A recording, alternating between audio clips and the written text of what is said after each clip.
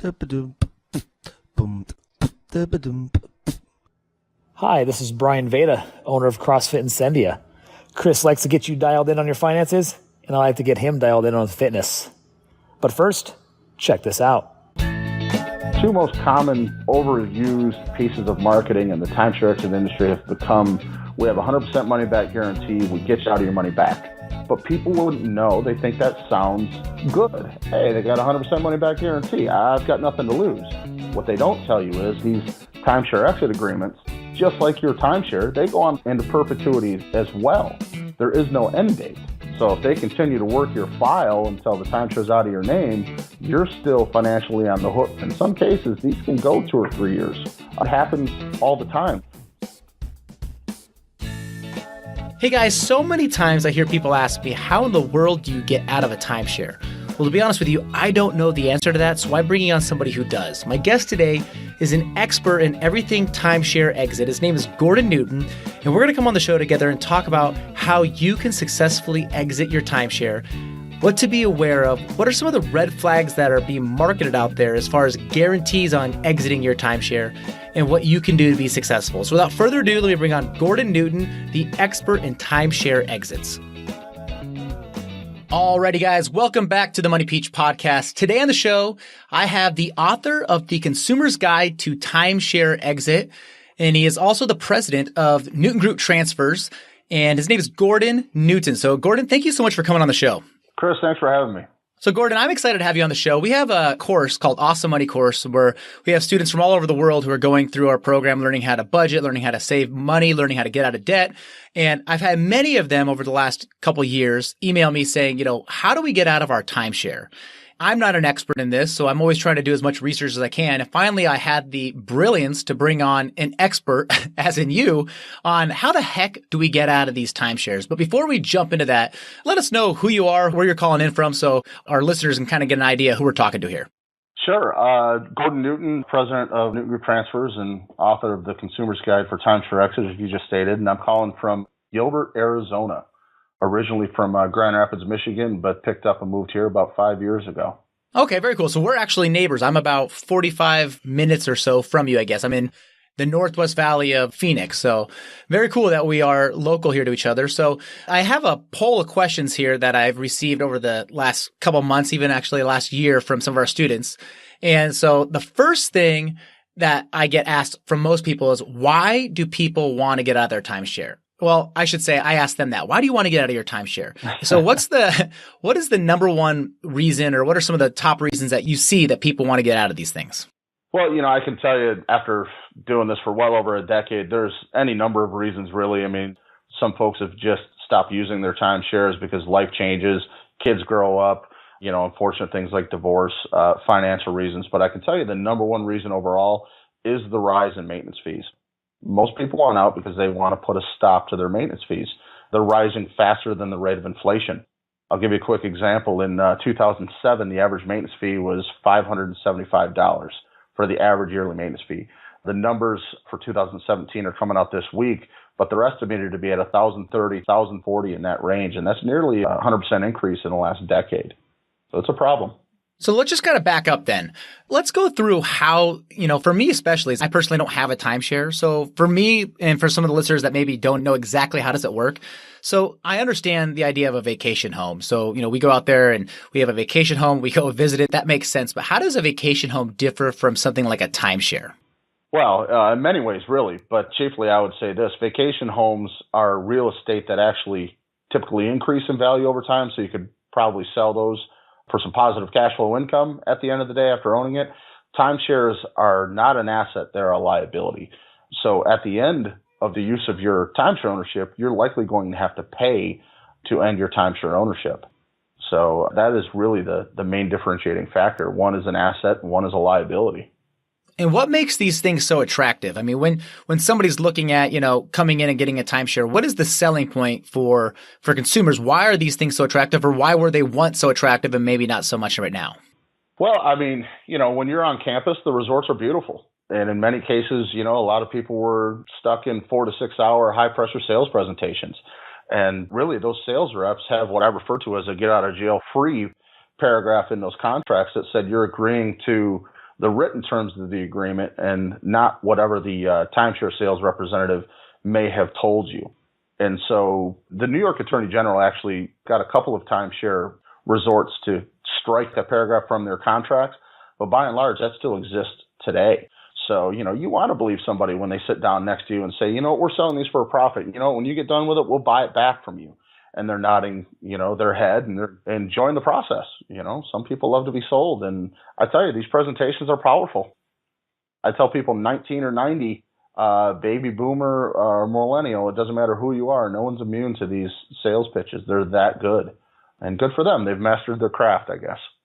So I think we've all been invited before, where we get the phone call, we win the free weekend at the resort. I won't mention the names, but you win those free resort weekends where you're like, wow, this is great.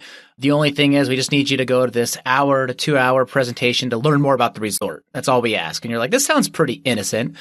Gordon, kind of walk me through, because you know the industry much better than I do. What is really going on when we take them up on that offer of that free, come visit the resort for a weekend type deal? Well, they know what they're up against. They know that many people, they ask for their spouse to come as well too, or significant other.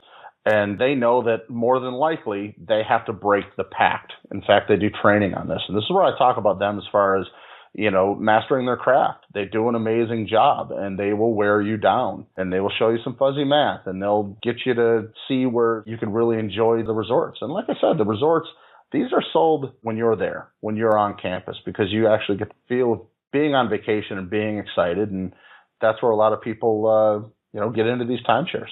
They've mastered their sales pitch and their presentation. They're masters at breaking the pact of, we're not going to buy today. No matter what they tell us, we're not going to buy today. They break that on a daily basis. So when you do get involved in a timeshare, what are you really getting? Are you buying just a few weeks? Do you have partial ownership? How does that work? It's a right to use product. So you're really paying for that right to use. Now they have different forms of timeshare. Some are, more are moving to the points system now. Many of the older contracts were actually deeded weeks so that you were guaranteed 1 week out of the year. But a lot of folks are moving to the point system now because really, in my opinion, you can actually sell more than just a deeded week.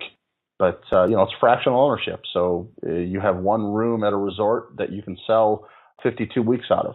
But the point system is a little bit more. So technically you can oversell with points. You can sell more than 52 weeks. So I'm lost now. You have to explain, how does the point system work? The point systems can vary, but basically you pay for the right to use it, and then you can call in and use your points and book your time.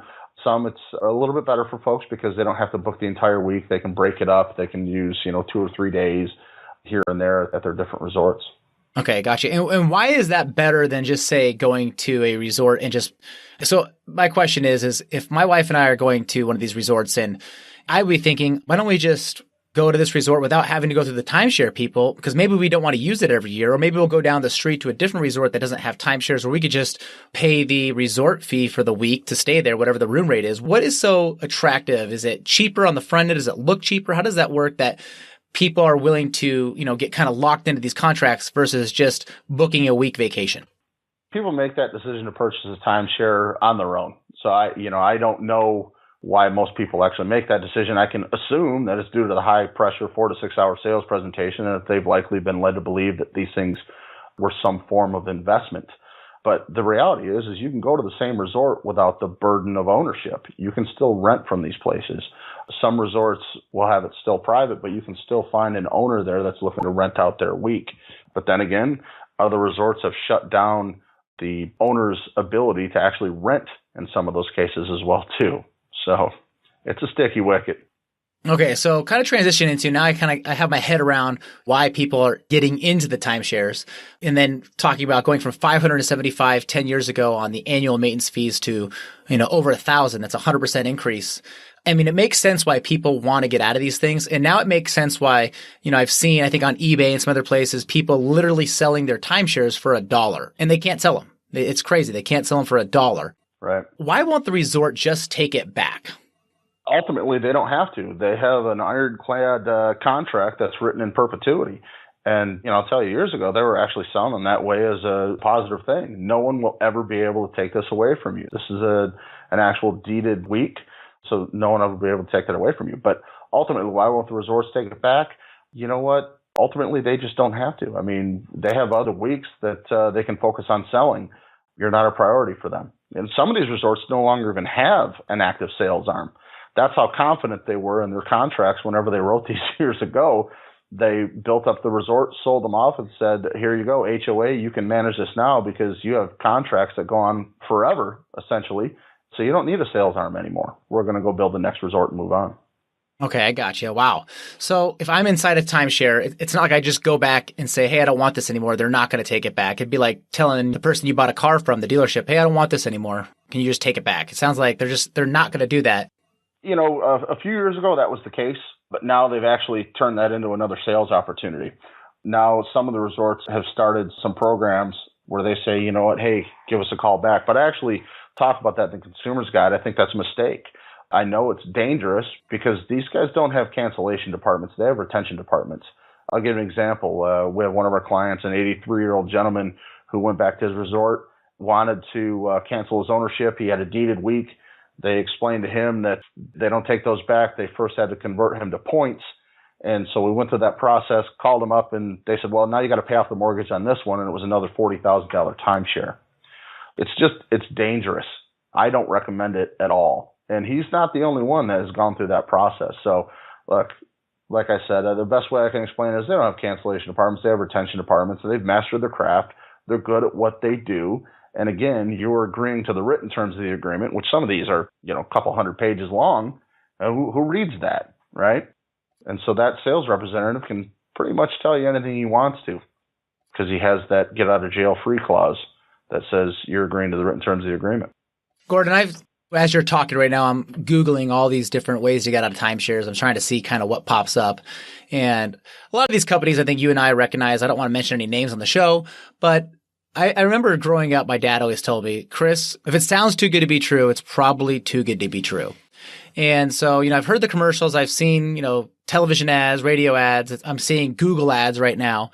There are so many companies out there, vying for, I guess, this piece inside the get out of your timeshare market. But some of the red flags that come to me just looking at it. Now, I don't have a timeshare, so I don't feel like I have any emotional interest in this. We're just having this for people that do. But if it sounds too good to be true, it usually is too good to be true. And I know you and I have kind of hit on this a little bit. Are there things to be aware of, some red flags to look at when you're looking to get out of a timeshare? Well, good question. That really is why I wrote the Consumer's Guide to TimeShare Exit. It helps vet this ever-increasing treacherous landscape because, again, just like in the on the front end of getting into a timeshare, the back end, people will tell you things that you want to hear as well, too. And without having the knowledge and understanding of the industry and the experience that I have, you wouldn't know what questions to ask for. So I'll give an example. The two most common overused pieces of marketing in the timeshare exit industry have become, we have a 100% money back guarantee. We get you out of your money back. The second one is we have attorneys on staff. And I'll just kind of dispel those two as I do in the Consumer's Guide. But people wouldn't know. They think that sounds good. Hey, they got a 100% money back guarantee. I've got nothing to lose. What they don't tell you is that these timeshare exit agreements, just like your timeshare, they go on to perpetuity as well. There is no end date. So if they continue to work your file until the timeshare is out of your name, you're still financially on the hook for your timeshare. In some cases, these can go 2 or 3 years or more. I've seen it. It happens all the time. So unless you know to ask for real protections to back up that 100% money back guarantee, it's good to have one, but on its own, it's not enough. So you need the financial commitment from that exit company who's going to take financial responsibility for your timeshare until it's out of your name. And people just wouldn't know to ask those questions because you'll have some high-paid endorsements on there saying, you know what, I vetted these guys, we can get you out. And I'm sure they will. They probably will. But you won't have the ultimate protection that you need unless you read the Consumer's Guide to TimeShare Exit and you know what questions to ask. The other one is we have attorneys on staff. This one's easy to dispel. I'll give you an example. Just because you get your oil changed at a company who has an attorney on staff, A, doesn't mean that that attorney is actually going to change your oil, and B, should trouble arise, guys, that's an on-staff attorney. They represent the company and not you. And people use that as a way to say, we legally get this done. Of course it's going to be legally done. If not, you're going to jail as it is already. But that attorney on staff, unless they represent you, you don't have legal representation. And that's a very key defining factor in this industry. So kind of going back to what you said on that guarantee, I'm on Google right now and it's talking about, this company says they have a, 100% money back guarantee. And from first glance, I'm looking at it going, this sounds amazing. I'm in this timeshare that I hate. I want to get out of it. I'm paying $1,000 annually in maintenance fees that I need to get out of. I can have this company hire them. And if they don't do what they said, it's 100% money back guarantee. And that's kind of, from the language I'm reading right now on their site, this is what I feel like this is like a slam dunk to me in my mind. But then I'm also switching over to your consumer's guide to timeshare exits. And it says in here, some of the scams, some of the beware of sharks, some of the skin in the game type things. Mm-hmm. Kind of walk me through that. So a company says, hey, Chris, I know you're in a timeshare. We guarantee we can get you out, your money back guarantee.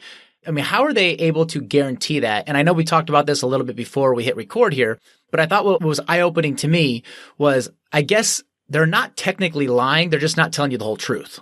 That's well said. Yes, that's exactly right. I mean, look, they do have a 100% money back guarantee, but if that contract goes on into perpetuity, there's no end to that contract. You have to ask the question, when are you going to be done trying so I can get my money back? The reality is it's up to the company. That's their 100% money back guarantee. And I got news for you. They have no vested interest in stopping to try, because at that point they're already pot committed and they have nothing to lose. You referenced that skin in the game term, and that's something that I often use. Any good contract between anybody, you've got to have your goals aligned. So, for example, with us at Newton Group Transfer, what we do in that scenario where we're doing a transfer of ownership, we take financial responsibility for their timeshare the moment they sign with us. There is an upfront fee, but that's the last fee they'll pay to either us or the resort. And that's the backing of having a financial commitment guarantee. In the case of an extended transfer, which has happened on us, we've gone upside down on these deals. I have money to lose. So my vested interest is to end your timeshare ownership as quickly as possible. Otherwise, it's costing me extra money in maintenance fees that comes out of my end of the money that you paid. That's a real protection. The other companies that just offer 100% money back guarantee but don't take any financial responsibility, in the case of the extended transfers, you are still on the hook for paying your maintenance fees, special assessments, and taxes. And if you're going to pay anybody to end this, you need to demand those protections. And they're just not telling you the whole truth. Sure, it's there, but when you call them up and say, I want to quit, I want my money back, they're going to say, I'm sorry, we're still working your file, we're almost done. It's their 100% money back guarantee. There's no triggering event for you to get your money back. And the only way to protect the consumer is for that company to put some skin in the game and pay their maintenance fees until they get it done. So basically now you do have a company, it's the Newt Group, and you guys are in the business of helping people get out their timeshares. But I guess what you're saying, what differs from what you guys are doing from what I guess a lot of the timeshare exit companies are doing out there is you're taking on risk. You have to be. If you're saying that we're taking on your timeshare and hey, if we sell it, if we get rid of it tomorrow, that's good for us. But if we get rid of it in a year, we lost money type thing, correct? Correct. Yes. And that really needs to be the standard for the industry. And that's why I wrote the guide. I didn't write the guide so it matched up to just what we do. We actually had to raise the bar in some of our areas as well, too, when we put this guide together. It really is for the industry. I'm fine with a level playing field. But when people start using trickery like that, it does the industry no good. And quite frankly, it harms consumers. And you're not telling them the full truth. You're not telling them, you know what, this could be another 2 years. And so it could cost you even more money to end your timeshare ownership while I try and work to get this thing done. It doesn't mean they won't get it done, but it does mean that you still have risk as a consumer throughout that process.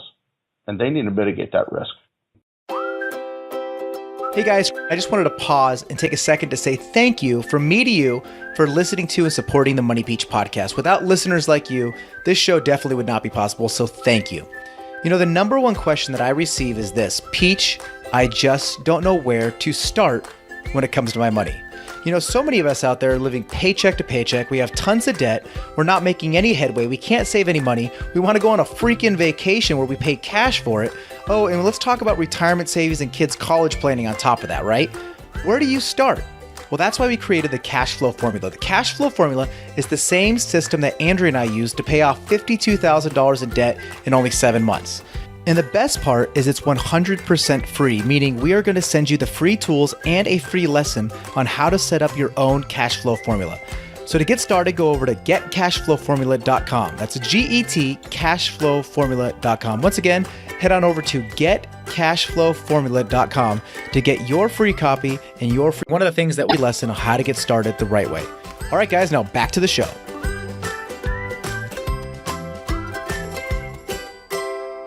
One of the things that we've talked about in the podcast before is, we'll just speak on the terms of auto insurance.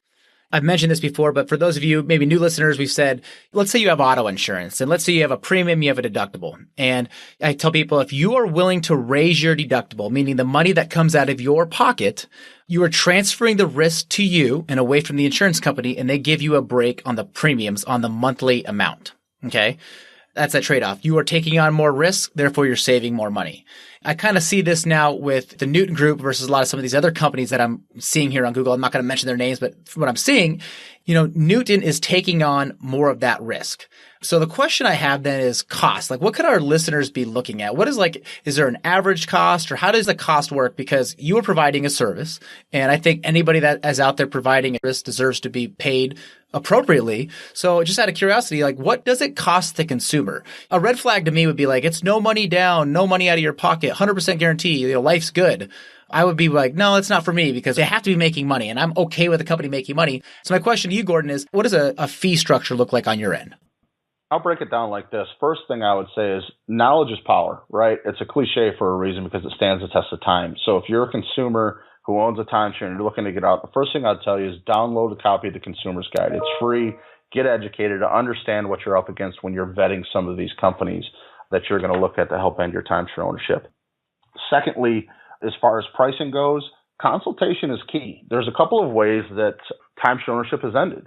One way is through a simple transfer of ownership, and you need to know what protections to ask for if they're going to go through a transfer of ownership process for you. And that's in the Consumer's Guide. And one of them was just the financial commitment guarantee. The other one is some of these resorts, you're going to need an attorney, actual legal representation.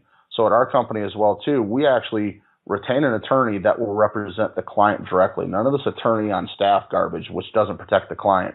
Our attorney would actually be hired and retained by us through you, and then we actually put in guarantees on that as well, too. So if the attorney fails to end your ownership, we actually back it with our money-back guarantee.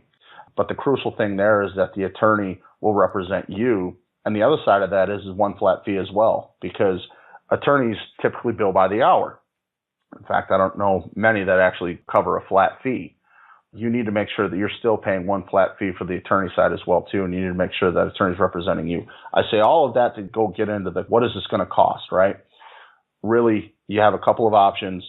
There's, 1,500 resorts in the United States alone, different resorts, each individual week, many moving parts.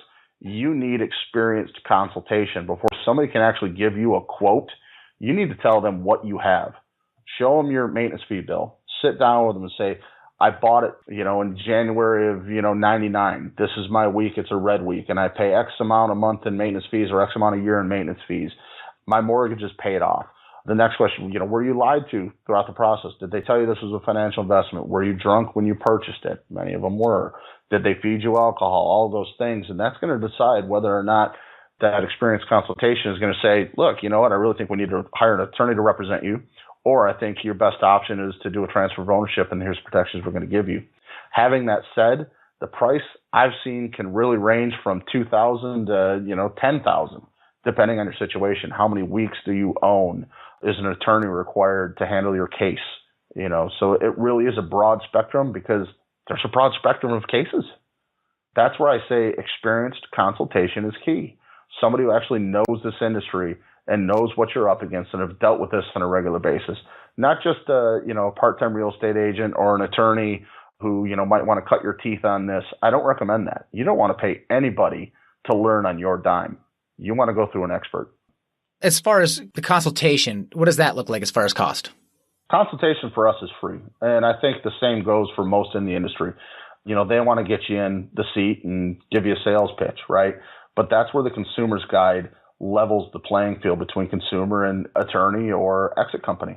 They must get the knowledge first so that way you can go in and you're not unarmed. So Gordon has mentioned quite a bit the timeshare exit checklist or the timeshare exit guide. And so we're going to have this guide available in the show notes. At the end of the show, it'll be moneypeach.com/session 102. So don't worry about writing any of this down. We're going to have all of this in there. And it's pretty neat. I'm going through it right now. It basically it's right about 16 pages long, and it has everything that you'd probably ever want to ask or know about the timeshare business. And at the end, there's actually like a checklist that you can go through. Will the company become financially responsible for your timeshare fees and so on? There's a red flag checklist. It's completely free, which I really like that you have this put together because I think this is going to help people take that next step who want to get out of the timeshare business. And one of the things that you said, Gordon, that really stuck with me was when I asked you, the cost was you were straight with me. It was, it's like 2,000 to 10,000. And, I think saying that out loud, it's a little shocking. Like, oh my gosh, the number that flashes in our head is $10,000. But that's in some case scenarios, I understand. But the thing is there's timeshares out there that are probably costing people more than this, over the course of 3, 4, 5 years. And just like anything in life, when you pay for something to get value out of it, sometimes it does cost money. And I'm totally okay with that. I'm glad that, I didn't tell you I was going to ask you how much the fees were. And so I apologize if I threw you off on that, but I think that's important for our listeners to know, like, what are we looking at as far as costs? And I think for the most part, people understand that, good services do cost money, especially if they provide value.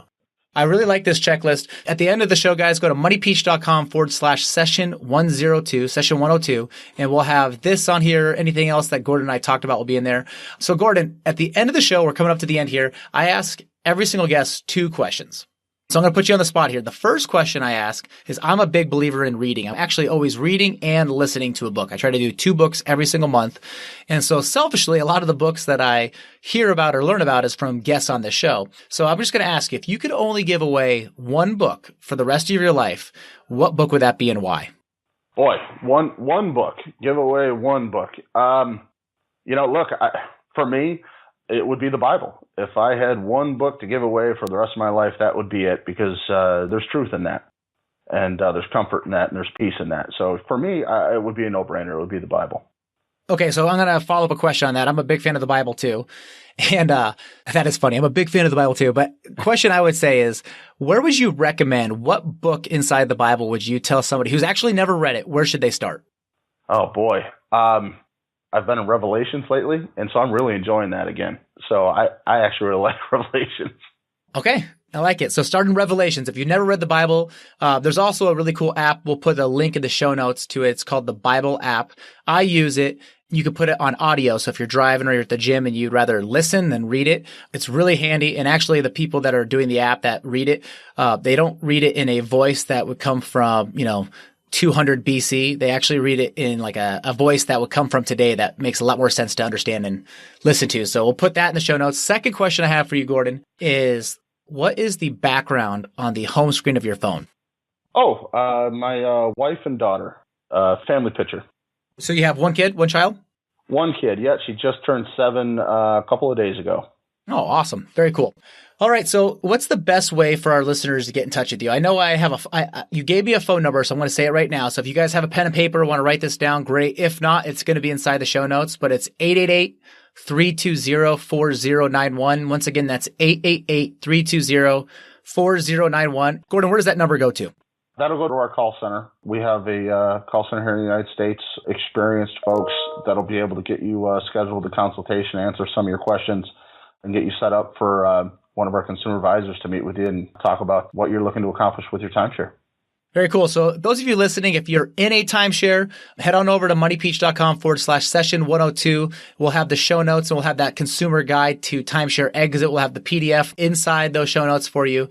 And if you know anybody who's at a timeshare, maybe they've told you at work or they told you just in passing that, hey, do you want to take over a week of my timeshare? The reason why they're telling you that is because they don't want it. They need help out. So if you know anybody that would love to get out of it, definitely send them this episode, send them over to our show notes. And Gordon, I just want to say thank you, and I really appreciate you for coming on the show. This is something that's so foreign to me, these timeshares, and I get asked this question all the time, and shame on me for not doing enough research, in the 3 years that we've had Money Peach on timeshares. But sometimes I feel like it's just better to go find an expert and ask them what they know. So thank you so much for coming on the show.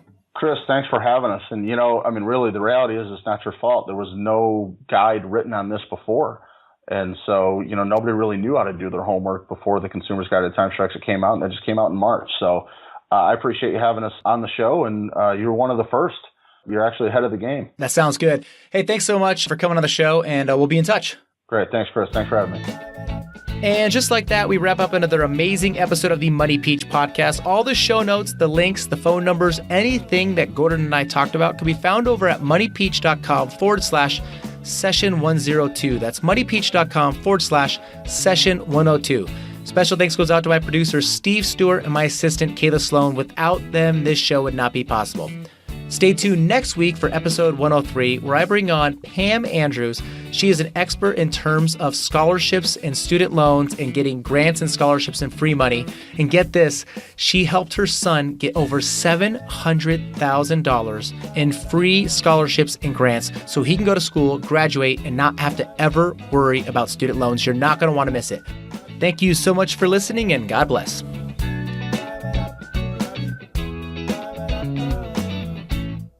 Boom, da-ba-doom, boom, da-ba-doom.